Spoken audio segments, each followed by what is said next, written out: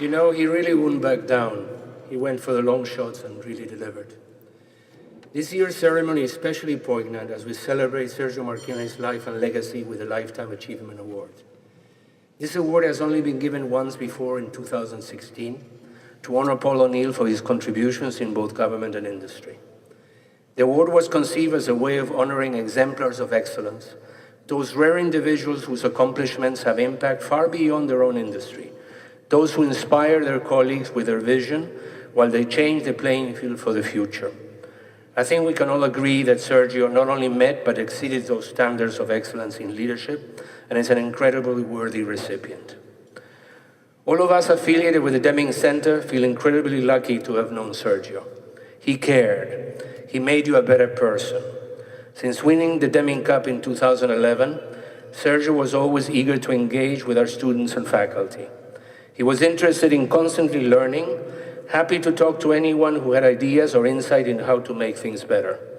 He was always ready to host a study tour or discuss a research idea.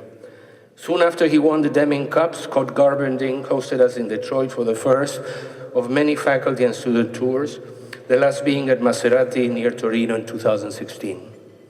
As I'm sure many of Sergio's colleagues and employees can relate, he liked to challenge us to do new things and think about hard questions. He was always looking to do better, was tough but fair, and had a true vision. Through his curiosity, energy, and innate generosity, he pushed us to try harder. He'll be sorely missed. In 2011, Sam Palmisano stood on this very stage, introducing Sergio as the winner of the Deming Cup. I'm beyond grateful to Sam for being here tonight to pay tribute to our dear friend and steadfast supporter as we present the Lifetime Achievement Award to Sergio posthumously. Sam, all yours.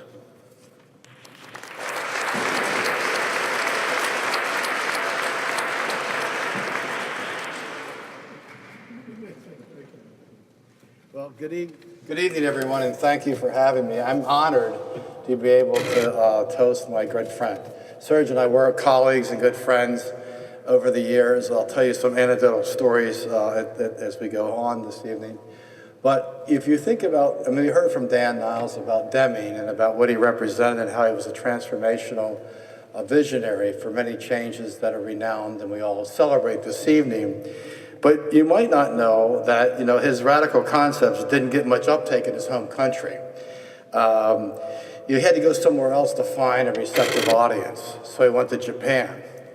So you ask yourself, well, why Japan? Other than MacArthur brought him over there after the World War II. Well, maybe it was because an economy that was in dire shape and had to be completely transformed. Maybe because there were no norms or cultures that he had to break down to be successful to make this happen. No prevailing mindset, no status quo, none of those things that cause societies like we witness every day to struggle as they try to plot a progressive path to the future. So I go through that and you say, well, geez, why Sergio? How does this get to this? As he called me, the fake Italian who liked the real Italian, right? We spent time with the Agnelli family and they would be upset that my parents, who were first-generation immigrants, wouldn't speak Italian to their children. And so they would only speak to me in Italian, but I don't speak Italian. So this would be our dinners, at the Agnellis and Sergio and myself. But, Sergio came to Canada. He was 13 years old, emigrated to Toronto. They had relatives in Toronto. He acquired dual citizenship, Canadian and Italian.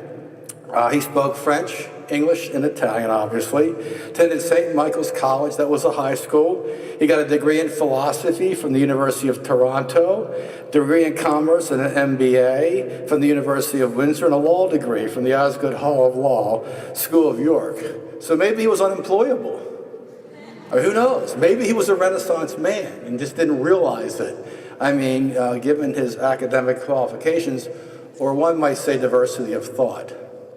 Diversity of thought, I think, is key to the points I'm about to make. He had a unique capacity to see the world differently. And his iconic black cashmere sweater was kind of his representation of his view of the world. And this is well before tech dressed in black, by the way, for our young colleagues in the audience. And nonetheless, I thought about the times we spent together and we shared ideas on management systems and learning. I could never understand what he did. I mean, he would live on an airplane. He'd have like 100 direct reports. He managed the company from a cell phone, literally from a cell phone, and knew every detail operationally. Every detail. You were not going to smoke Sergio. There was no way. That management style, that work ethic, allowed him to increase the value of Fiat by 10 times. Financial analyst Massimo Vecchio of the Italian investment bank Mediobanca commented, he's got a lot of American in his management style. The only thing that matters to him is results.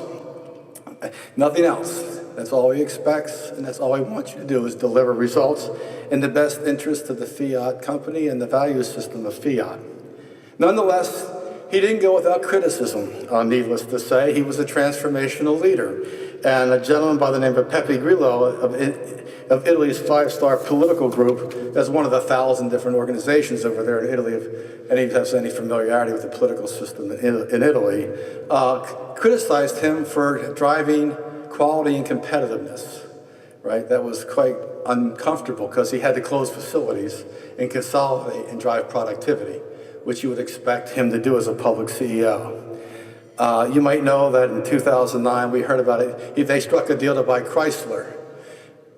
He replaced the CEO, and 5 years later, they turned a profit. I remember a statement he made on television one time. He paid back the debt to the U.S. government. And there was a big deal in the U.S. And people in the news, God, can you imagine he's actually going to pay back the money he owes the government? Sergio's line was, well, aren't you supposed to pay back people that lend you money? I mean, it was like this incredulous reaction. Like, of course you're going to pay it back. I mean, it's just sort of a stupid thing to even ask me. Typical Sergio. Straightforward, honest, to the point, a great friend, a great colleague. I learned a ton from him.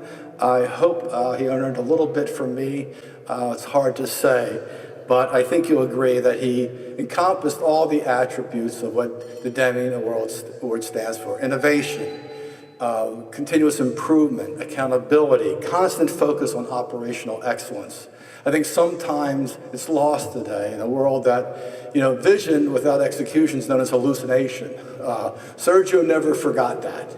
I've seen a lot of CEOs that get confused between vision and execution, and therefore, unlike the winners this evening, only have hallucination for their financial results.